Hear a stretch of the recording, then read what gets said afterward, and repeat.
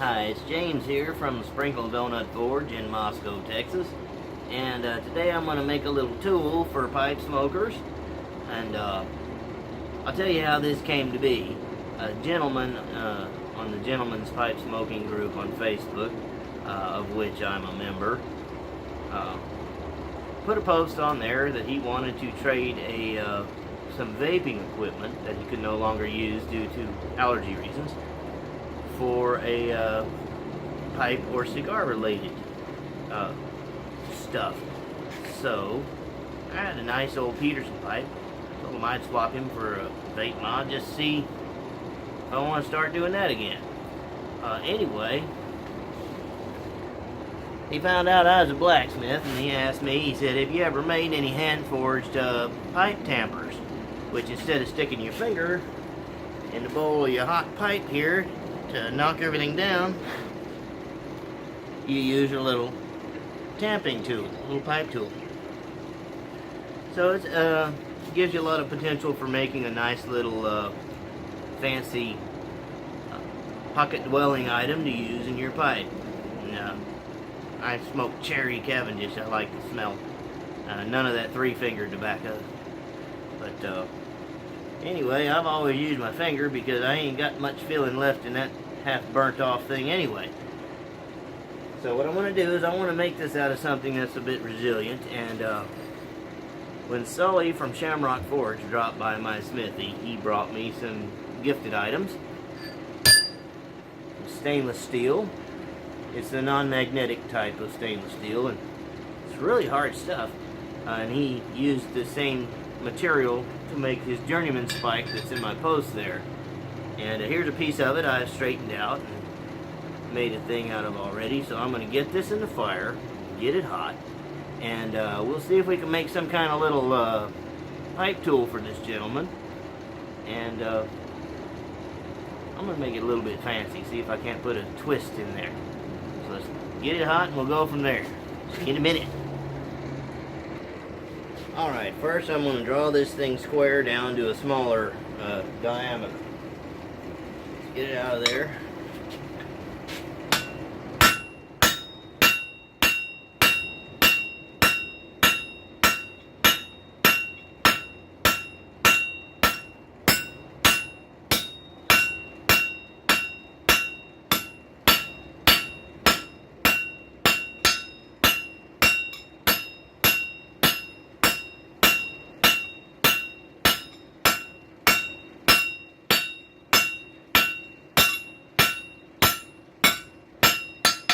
It does not move well.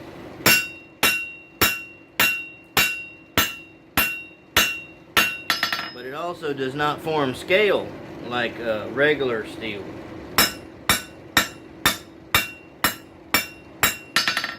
But I can tell right now it likes to be worked very hot.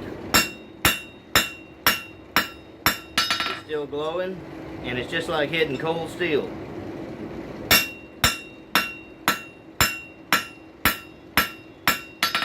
But it stays remarkably clean. I mean, there's no scale whatsoever coming off of this piece. It's pretty amazing. Let's get it back in, get it hotter. See you in a minute. Alright, I'm going to try the 4-pound on it. If that don't work, I'll move to a yet smaller hammer.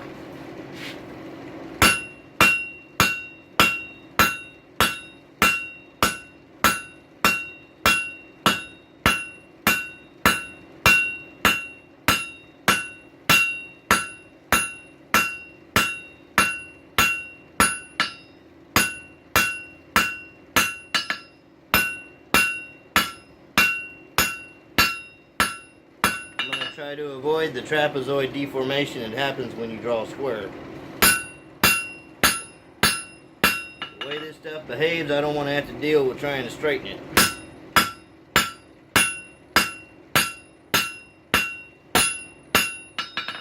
Check the end. You got to keep a look on your end here. If it starts dimpling in the middle, that means that your core isn't staying hot enough. You got to try to move the steel from back here forward. Let's get it hotter, and we'll see you in a minute. Alright, just to get a feel for working with this material, it's hard to move. I moved up from 3-pound hammer to a 4-pound hammer, But if you notice, the surface area of that head's a lot larger than the surface area of this head. Even though this is half the weight, it's a 2-pound hammer. So you can swing it faster, and a smaller surface area delivers more force into a smaller area. So we're going to try the 2-pound ball peen on it. Got a good glow. Let's see how it moves.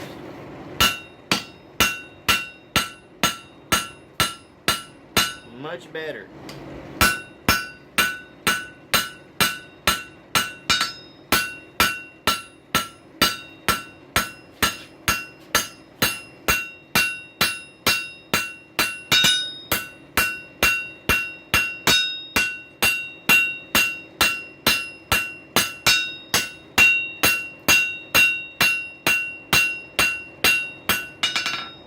Yeah, and the end is not dimpling in. We're doing good.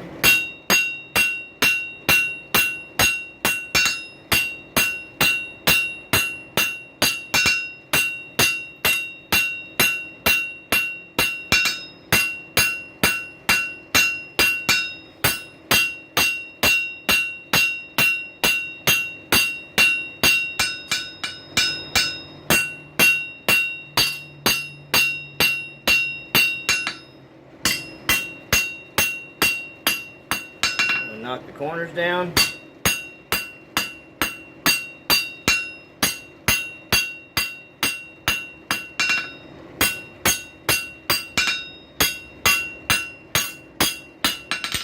So if you're a blacksmith or you're interested in blacksmithing, you just learned something.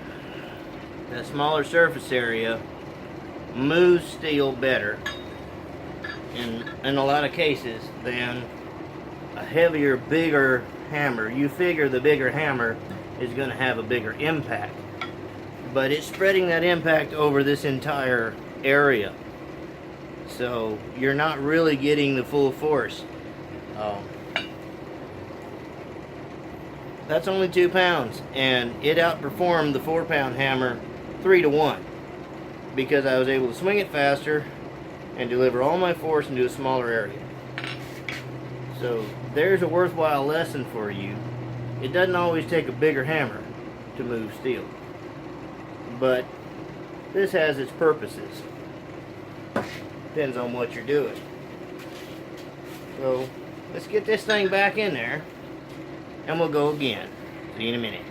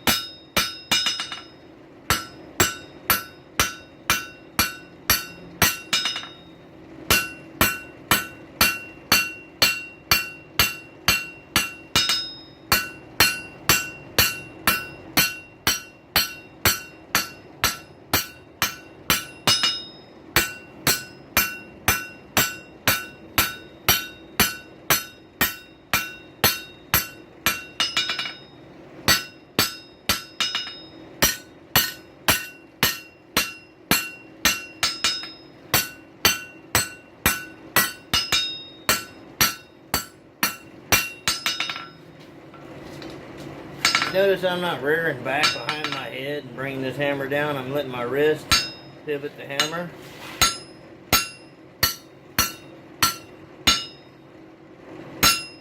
You can snap that hammer down using a little wrist action. You're picking it up and you're forcing the weight down, but with that little snap in your wrist, you're giving it more distance. You're giving it more impact. So I really don't want to see any of you folks rearing back and beating the living snot out of your piece of steel, because all you're doing is beating the living snot out of your elbow and your shoulder. You can use the weight of the hammer with proper hammer technique, and you can move just as much steel without moving the bones in your body around in places they don't need to be. So, I want to take this little video as an opportunity to tell you a little bit about hammer control. That's something you need to remember. You're basically dropping the hammer. You're helping it out with a little push, but you're also snapping it to where it has a little bit of the crack of the whip effect, and it helps a lot. Don't blow your wrist out either. There's a limit to everything. You've got to moderate, and you'll feel what's right for you after a day or 3 of forging. Just remember, lifting it up way over your head and swinging down, that's hard on your shoulder, it's hard on your elbow. Let that wrist do some of it, and use the weight of the hammer to your advantage. Now this one doesn't have to have a lot of weight because, like I mentioned before, the surface area is smaller. A 2-pound ball peen hammer is a staple in my shop, and most average forging hammers are about 2 to 2.5 pounds, and they don't have a gigantic face. I mean, you wouldn't want to be swinging something like this flatter. That's a big face. You wouldn't do any good using this struck tool, this flatter, as a hammer, because no matter how hard you swing it, you got all this surface area to absorb the PSI, pounds per square inch. So you got PSI going on when you're forging with a hammer. Pounds per square inch. You got so many pounds of force you're going to put behind it. Are you going to distribute that PSI in 1 square inch or 1.5 square inches, or are you going to distribute it in 3 square inches? Well, it's the same it's the same force that you're delivering, but over a larger area it's actually quite a bit less. You're not getting the full impact of your blow.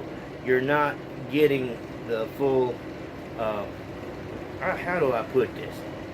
You ain't getting the full potential out of your hammering and your muscle energy that you're expending. Think about it. I can swing both of these about the same, even though this is much heavier. I can swing that big flatter, even though it's a struck tool, but I wouldn't be doing any good with it, because all that force is spread out over a large area. The same difference if you're going to slap something or if you're going to punch it. Well, you might hurt your knuckles, but we're just going metaphor here. You punch it, you're delivering all that force into your knuckles. You slap it, the whole flat of your hand's absorbing the same force, and it's not going to have the impact of the punch. So this is a punch, this is a slap.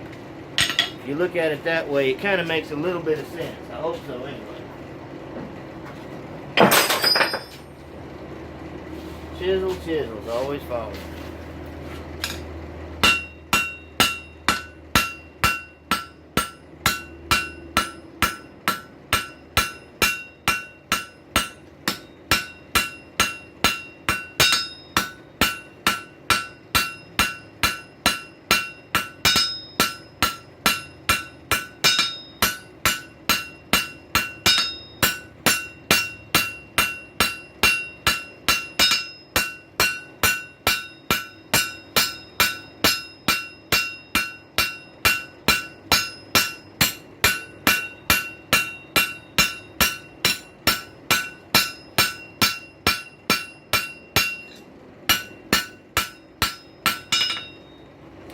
You'll notice what I did there for a minute. I rested the hammer and that put a strain on my arm.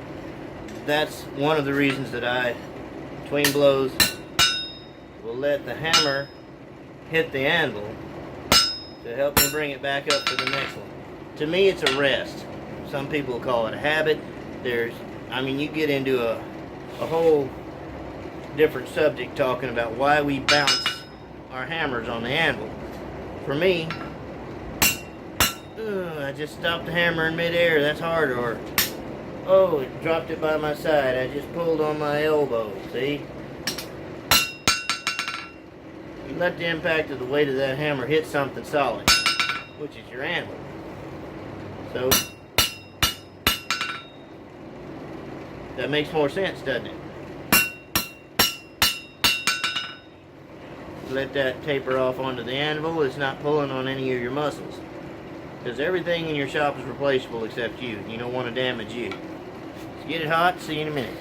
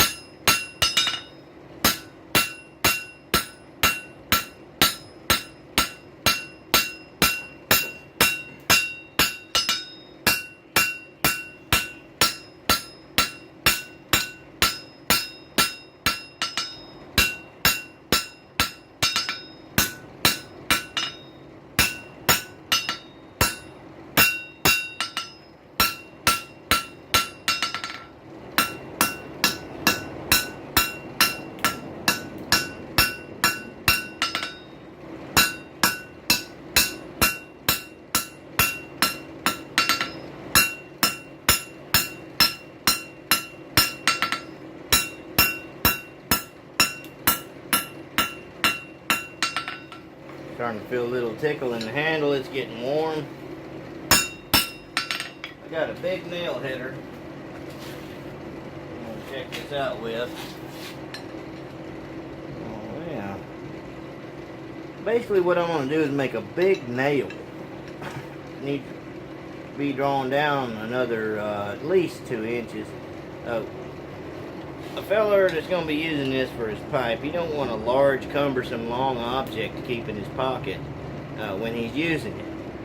So I don't want it to be much longer than about 4.5 inches or 4 inches tops. So what I'm going to do is I'm going to make a big nail, and before I cut it off of the stock, I'm going to lock the stock in the vise, and I'm going to do the twisting that I want to do to make it a little more attractive. I think it would probably be a good idea, being that the big end is going to be used for the actual tamping process, that the little end should be attachable to a key ring or a fob or something. So this end's going to be drawn into a little hoop. But you can see the penetration I've got so far on my big nail header, my spike header I made. I'm going to try to get this all drawn down to where I can get it up at least this far before I do the twisting and cut the thing off and make a head. So that's where we're at so far. Let's try to isolate the heat. We know we don't need to heat up the last 1.5 inches of it, so we want to heat the next 2.5 of it or so. So you work your fire and try to get your heat where you want it. See you in a minute.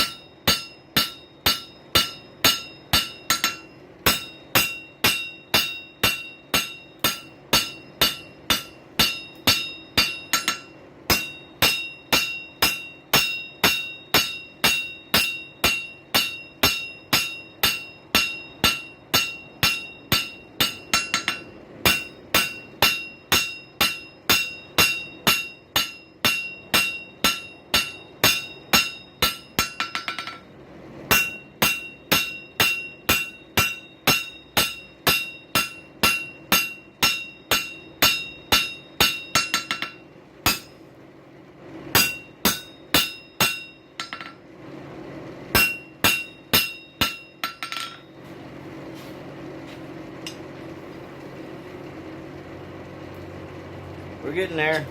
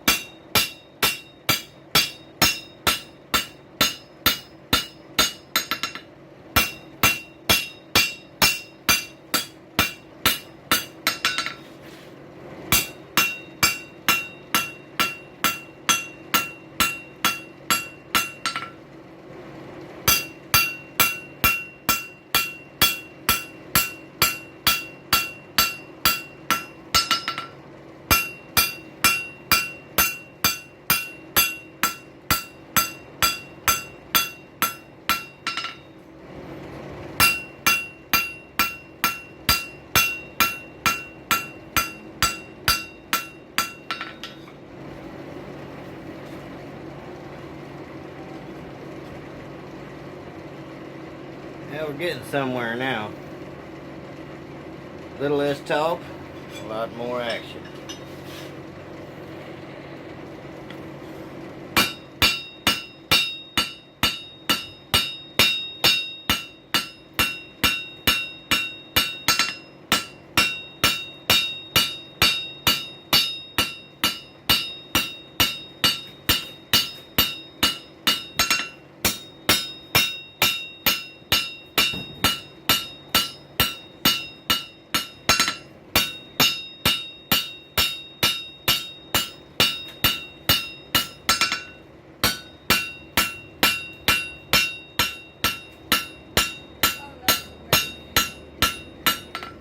See what I'm doing here? I'm drawing this thing down, but I'm quick losing my heat. I'm fixing to have to put it back in there.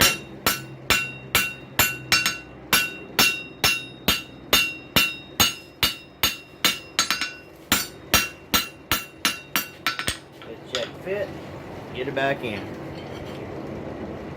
Oh yeah, that's getting there. Alright, I'm going to try to heat up this portion. We'll go again. Okay, I've got a conundrum here. I want to do some twists on that square stock I've drawn out, but if I twist it, it will not fit in that hole. So what I'm going to have to do is create the shoulder of the nail head on the whole piece of stock before I do the twists, and then cut it off after the fact. So that's what we got going on. Here's this.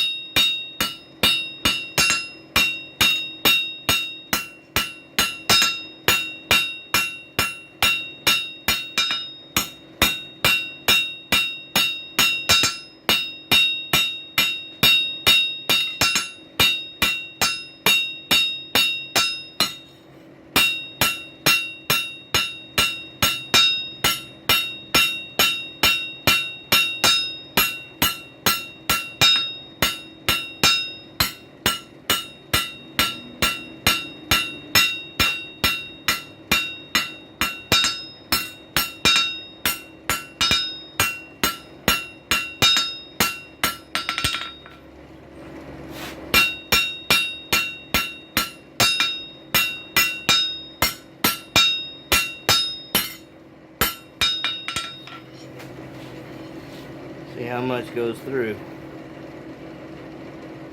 That's up to a pretty good point. I think I need about another 3/4 inch. See you in a minute. I'm going to use 4 half-ace blows on a good edge.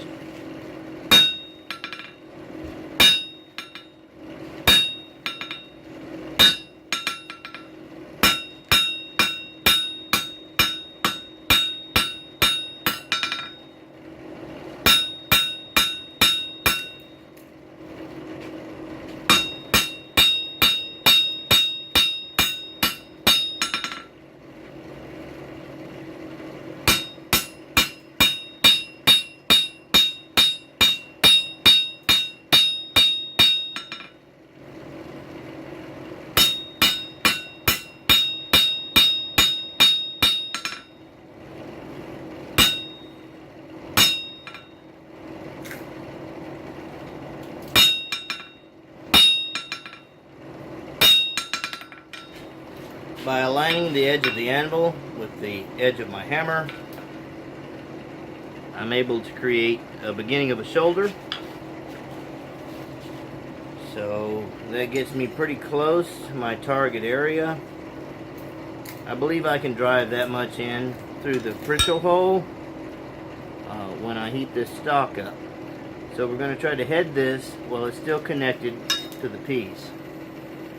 That way my twists or whatever kind of decor I want to do to this part was not going to interfere with me making a head. Because you need that head as the tamping end for the pipe. So we'll see you in a minute. Alright, let's try to head this thing.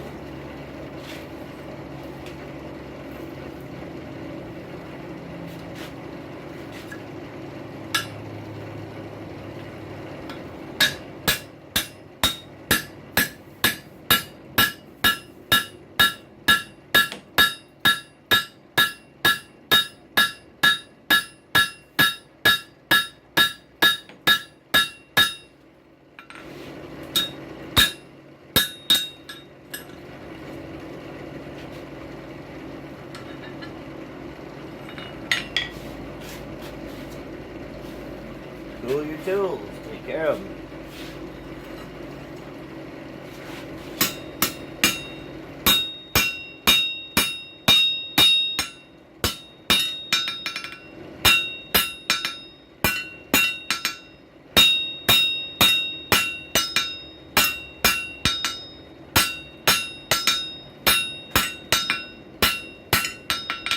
Alright, there's what we got.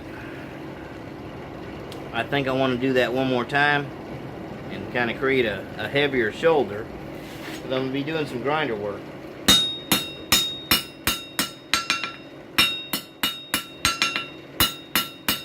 Kind of straighten the equation here.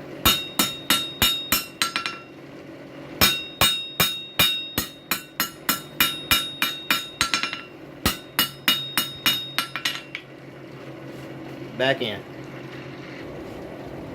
Bigger hammer.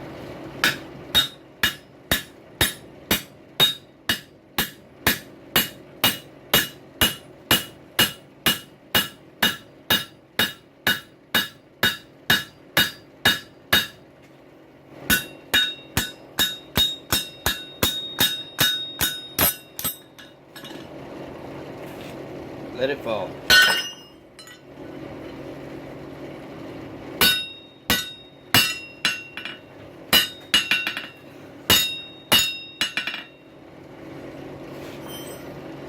We've created a successful shoulder.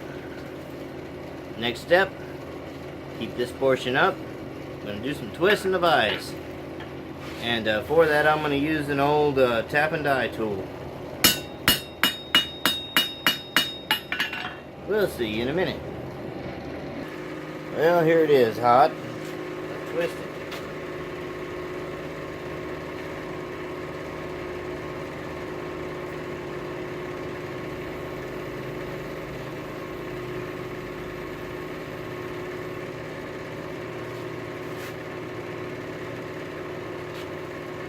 Put a single twist on it.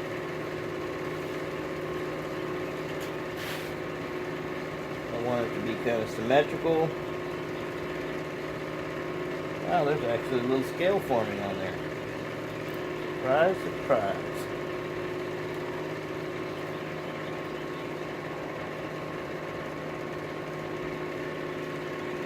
Yeah, that suits me.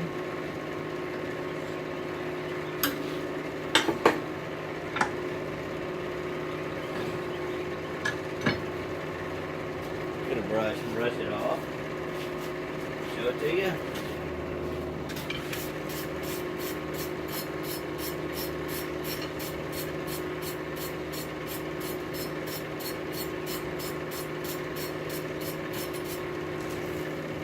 Clean little twist. Now we're going to make this end into a little hoop. See you in a minute. Alright.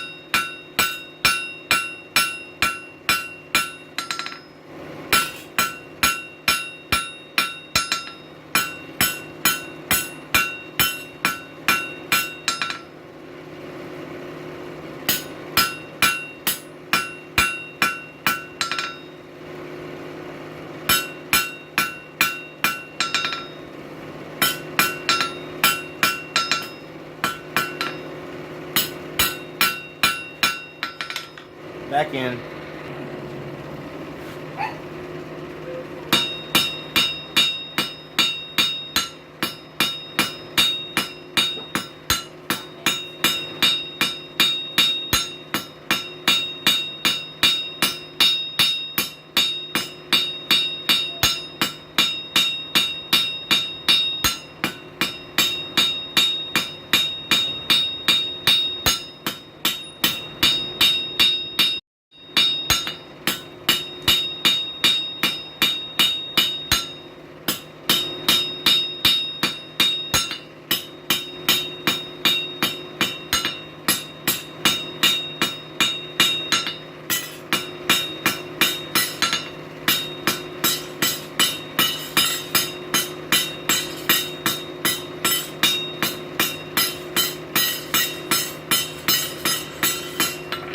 My apologies for the length of this video, but this stainless steel does not move like mild steel, so see you in a minute.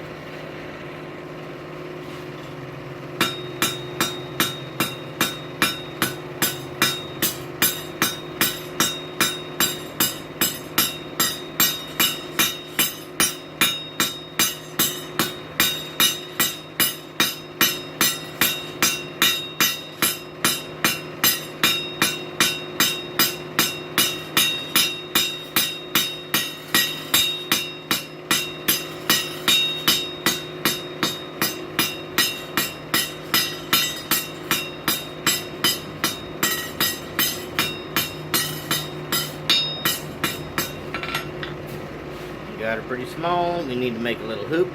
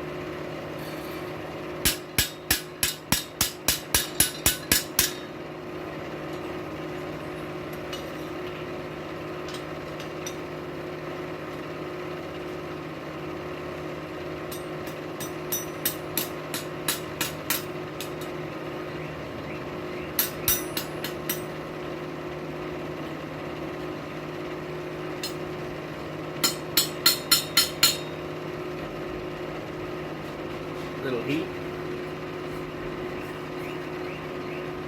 This won't take long.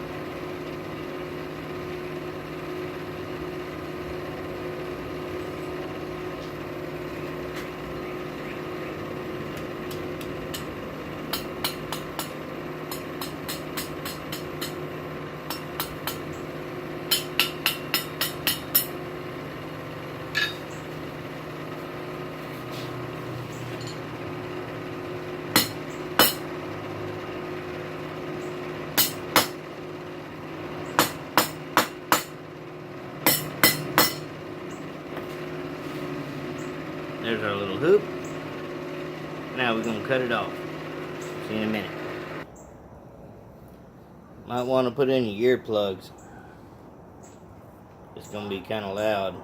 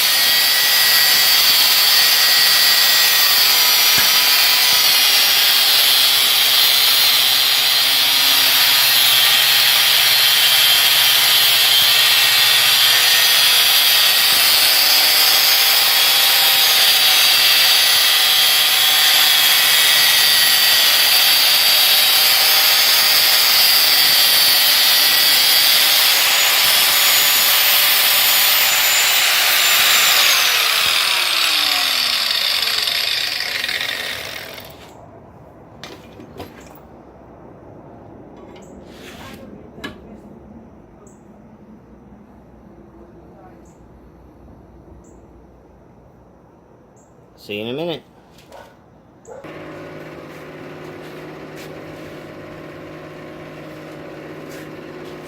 Mark it.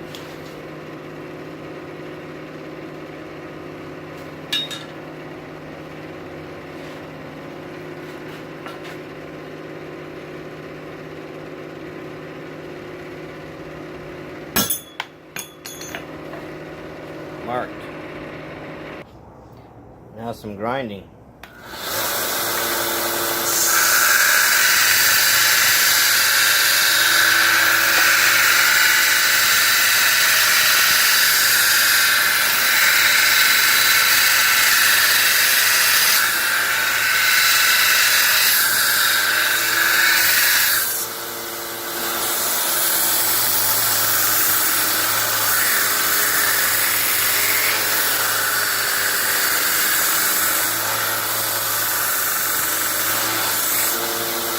No need to watch all of it. See you in a minute. Alright, the thing is done. There's a nice flat end. Rounded off good. There's the twisted handle. There's a little deal to attach a fob.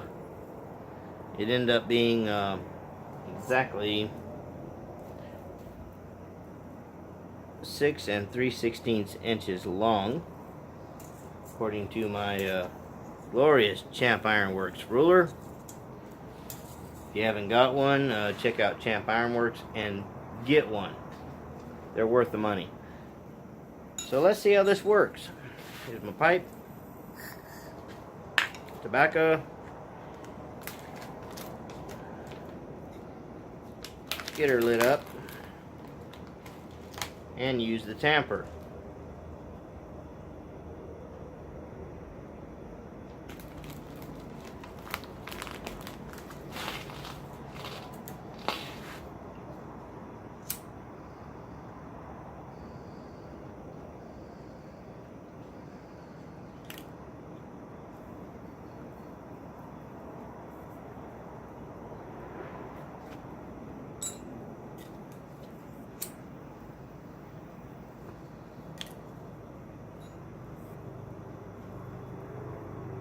Perfect.